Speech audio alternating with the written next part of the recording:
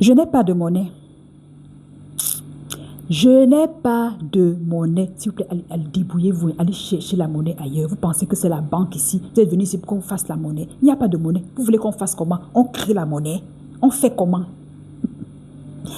Je suis sûre que chacun d'entre vous, au moins une fois, a eu droit à ce fameux « je n'ai pas de monnaie » violent, agressif, froid, sans aucune considération. Alors, j'aimerais dire ici que je pense que, pour moi, personnellement, c'est mon avis, et vous me donnerez le vôtre aussi en commentaire, je serais curieuse de vous lire. Je pense que le problème n'est pas tant qu'il n'y ait pas de monnaie, parce que oui, ça peut arriver dans la réalité. Le problème est que nous, les clients, nous venons souvent avec, c'est-à-dire qu'avec des préjugés directement se disant que non, c'est sûr que la caissière ment. C'est sûr qu'elle raconte des histoires. C'est sûr que le supermarché, c'est même, je dirais, stratégie marketing que le supermarché, que la structure a déjà mis en place pour voler les gens.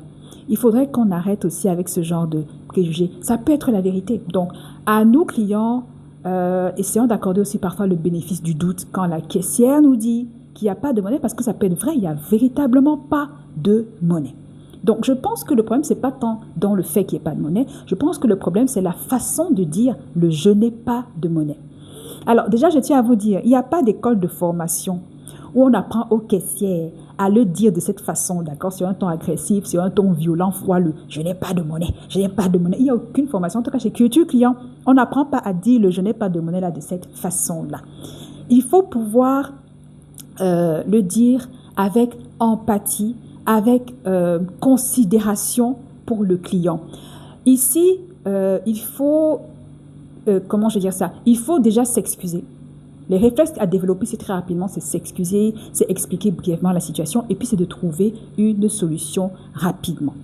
Alors, ce qui est bien aussi, c'est qu'il y a des solutions alternatives qui existent déjà. C'est ça qui est bien. Le pire aurait été, selon moi, qu'il n'y ait pas de solution du tout pour contourner ce problème de manque de monnaie. Mais il y a des solutions quand même.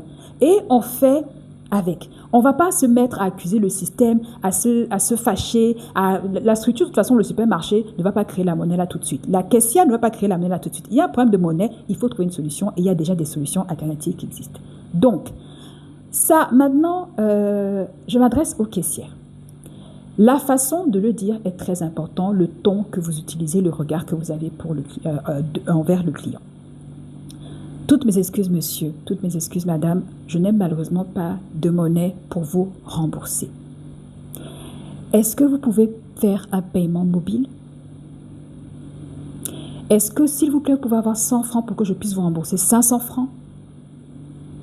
Est-ce que je peux vous proposer un petit biscuit, un petit bonbon?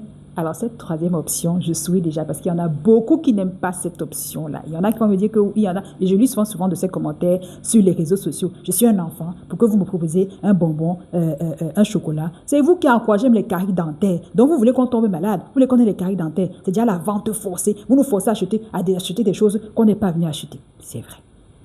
Je vous l'accorde en tant que client. C'est vrai. Mais ce qu'il faut retenir, c'est qu'il y a des solutions. S'il n'y avait pas de solution, les amis, ce serait pire. Mais il y a des solutions et faisons avec les solutions qu'on a. Après, je sais aussi, il y en a que je vais lire, je sais qu'il y a des commentaires du genre qui vont s'afficher. Oui, mais on ne veut pas tout ça, on veut notre monnaie. Parfois, ça nous aide à prendre le taxi. Parfois, ça nous aide à prendre la moto. Je suis tout à fait d'accord. Mais qu'est-ce qu'on fait donc? À l'impossible, nul n'est tenu, qu'est-ce qu'on fait?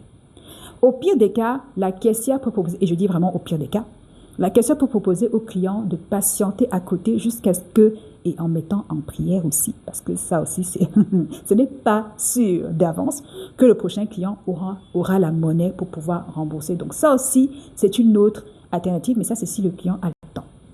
Alors, si le client n'a pas le temps, ben voilà, il y a au moins 3 solutions, 4 solutions qui arrivent. Et il y a également des structures qui proposent également ça sous forme d'avoir. C'est-à-dire que si elles doivent vous rembourser 200, et elles vous remettent un ticket ou alors elles vous remettent un peu comme une monnaie qu'elles ont créée pour dire que voilà, vous avez 200 francs et puis vous pouvez revenir faire vos prochains achats toujours dans la même structure bien évidemment, sachant que vous avez 200 francs ou 100 francs en avoir. Donc, il y a quand même des solutions. Mais maintenant, pour revenir aux caissières, les dames, retenez ceci, c'est avec empathie, c'est avec douceur, ce n'est pas avec violence, ce n'est pas avec agressivité. Parce que ce n'est pas la faute du client aussi. Il faut comprendre que ce n'est pas de sa faute. Il peut aussi ne pas avoir de monnaie. Donc, évitez le « je n'ai pas de monnaie ». Toutes mes excuses, monsieur, madame. Je n'ai pas de monnaie malheureusement pour vous rembourser. Et puis, vous excusez et puis vous proposez toutes les solutions qui sont à votre portée pour pouvoir satisfaire le client. Changeons de mentalité et faisons différemment. À très très vite.